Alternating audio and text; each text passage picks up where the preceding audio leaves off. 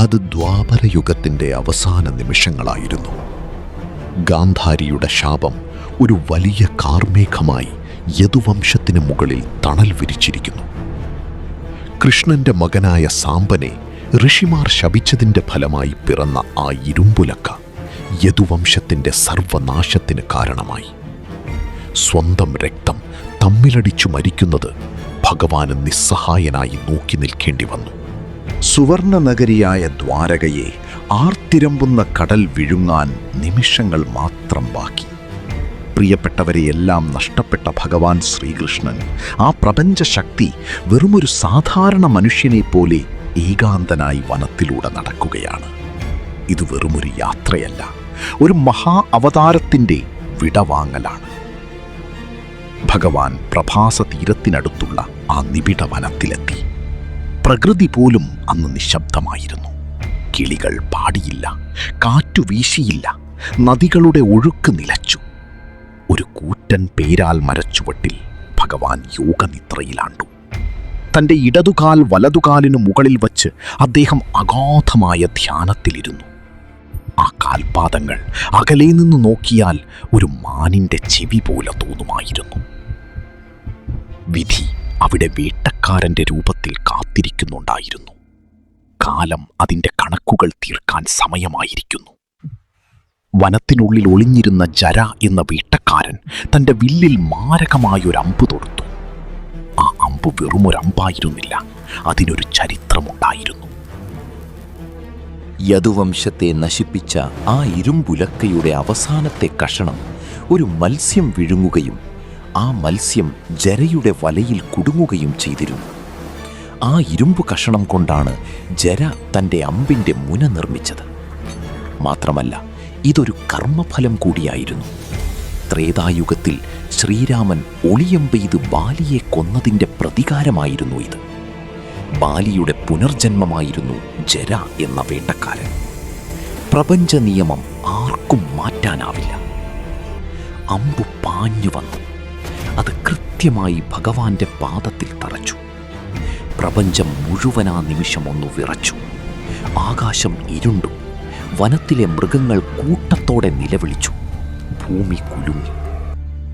താൻ കൊന്നതൊരു മാനിനെയല്ല, സാക്ഷാൽ ജഗതീശ്വരനെയാണെന്ന് തിരിച്ചറിഞ്ഞ ജര ഭയന്നു വിറച്ചു. അവൻ ഭഗവാന്റെ കാൽക്കൽ വീണ് പൊട്ടിക്കരഞ്ഞു. എന്നാൽ ശാന്തനായ കൃഷ്ണൻ അവനെ നോക്കി പുഞ്ചിരിച്ചു. ജര, നീ ഭയപ്പെടേണ്ട, വ്യസനിക്കരുത്. ഇത് മുൻകൂട്ടി നിശ്ചയിക്കപ്പെട്ടതാണ്. നീ നിന്റെ കർമ്മം മാത്രമാണ് ചെയ്തത്. ആ മഹാചൈതന്യം തൻ്റെ ഭൗതിക ശരീരം വിട്ട് ദിവ്യമായ ജ്യോതിസായി മാറി പരമധാമത്തിലേക്ക് യാത്രയായി.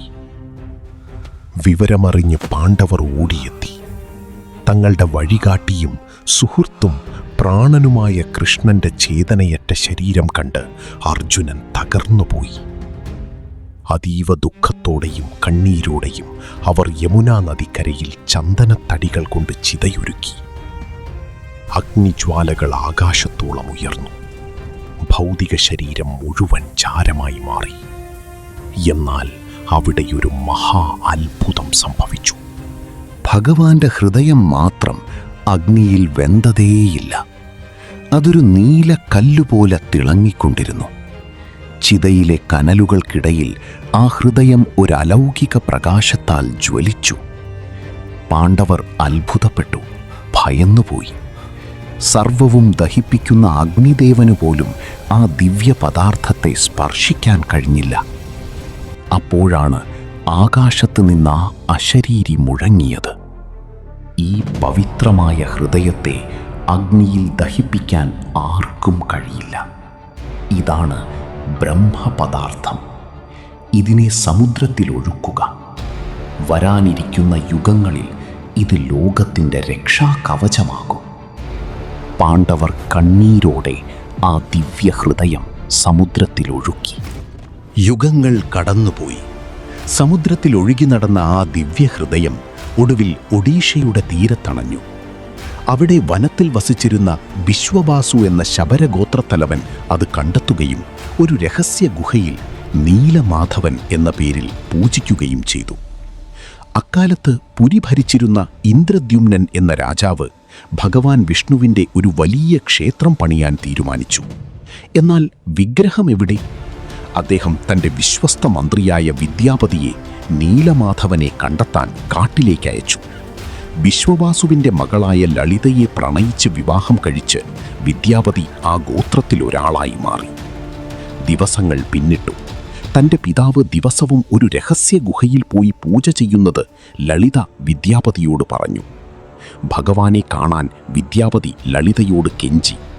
ഒടുവിൽ കണ്ണുകൾ കറുത്ത തുണി കൊണ്ട് കെട്ടി വിദ്യാപതിയെ ആ ഗുഹയിലേക്ക് കൊണ്ടുപോകാൻ വിശ്വവാസു സമ്മതിച്ചു.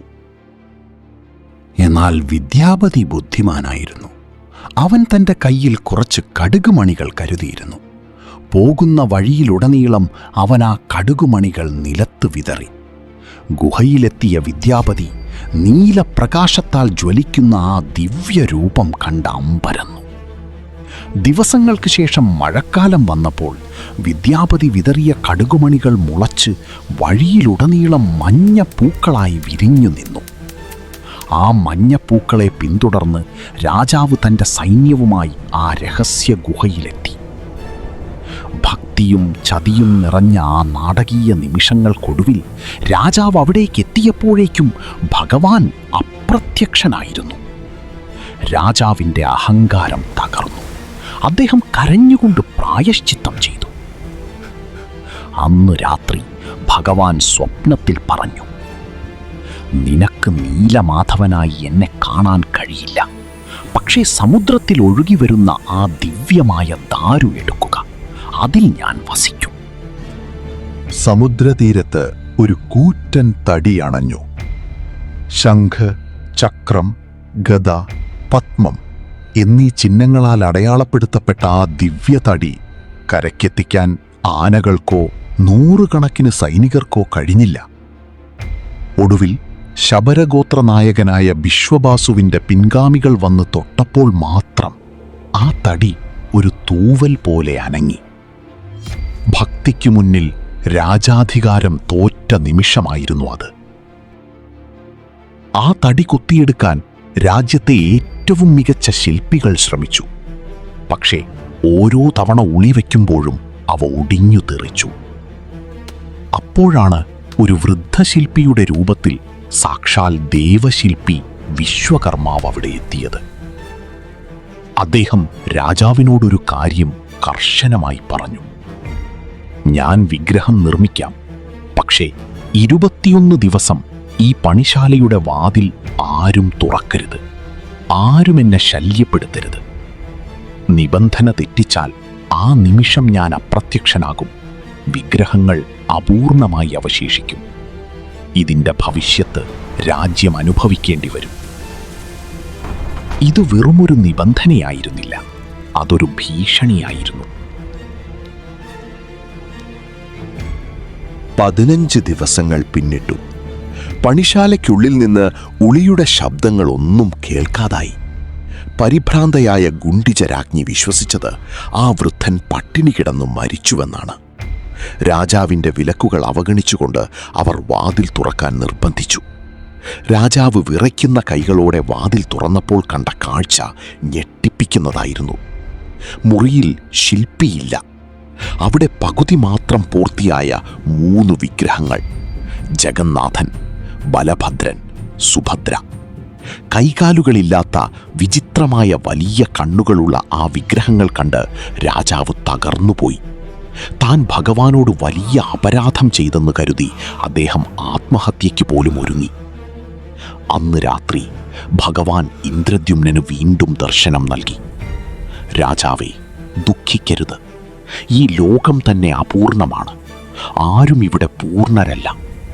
എനിക്ക് കൈകളില്ലാത്തത് ലോകത്തെ സ്നേഹം കൊണ്ട് മാത്രം ആശ്ലേഷിക്കാനാണ്. എനിക്ക് പാദങ്ങളില്ലാത്തത് ഭക്തരുടെ ഹൃദയങ്ങളിൽ എപ്പോഴും സഞ്ചരിക്കാനാണ്. എൻ്റെ ഈ വലിയ കണ്ണുകൾ പ്രപഞ്ചത്തിലെ സകല ചരാചരങ്ങളെയും ഒരേപോലെ നോക്കിക്കാണാനാണ്. നിങ്ങളുടെ അപൂർണതകളോടെ തന്നെ ഞാൻ നിങ്ങളെ സ്നേഹിക്കുന്നു എന്നതിൻ്റെ പ്രതീകമാണിത്. ഭഗവാൻ ശ്രീകൃഷ്ണന്റെ അവസാന നിമിഷങ്ങൾ മുതൽ ഇന്നത്തെ പുരി ജഗന്നാഥ ക്ഷേത്രത്തിലെ നവകലീബര ചടങ്ങുവരെ നീളുന്ന ഈ കഥ മനുഷ്യരാശിയുടെ വിശ്വാസത്തിന്റെ കരുത്താണ്. അഗ്നി ദഹിപ്പിക്കാത്ത, കാലം മായ്ക്കാത്ത ആ ദിവ്യ ചൈതന്യം ഇന്നും പുരിയിൽ കുടികൊള്ളുന്നു. അഹങ്കാരത്തെ ഇല്ലാതാക്കി ഭക്തിയെ ചേർത്തു പിടിക്കുന്ന ഒരു മഹാശക്തി അവിടെയുണ്ട്. ലക്ഷക്കണക്കിന് ഭക്തർ വടം വലിച്ചു നീക്കുന്ന രഥയാത്രയും, സമുദ്രക്കാറ്റിനു വിപരീതമായി പറക്കുന്ന ക്ഷേത്രക്കൊടിയും, നിഴൽ വീഴാത്ത ഗോപുരവും എല്ലാം ഭഗവാൻ ജഗന്നാഥൻ ഇന്നും ഒരു വലിയ അദ്ഭുതമായി ലോകത്തിനു മുന്നിൽ നിലനിൽക്കുന്നുവെന്നതിന് ജീവിക്കുന്ന തെളിവുകളാണ്. ലോകത്തിൻ്റെ കണ്ണുകൾക്ക് മുൻപിൽ എല്ലാം തുറന്നു വച്ചിട്ടും ഏറ്റവും വലിയ രഹസ്യം ഇപ്പോഴും ഭഗവാൻ തൻ്റെ ഹൃദയത്തിൽ ഒളിപ്പിച്ചു വച്ചിരിക്കുന്നു. ഇത്രയും വലിയൊരു നിഗൂഢത നിറഞ്ഞ ഈ ക്ഷേത്രത്തെക്കുറിച്ച് നിങ്ങൾക്ക് എന്തു തോന്നുന്നു? നിങ്ങളുടെ അഭിപ്രായങ്ങൾ താഴെ കമൻ്റ് ചെയ്യുക.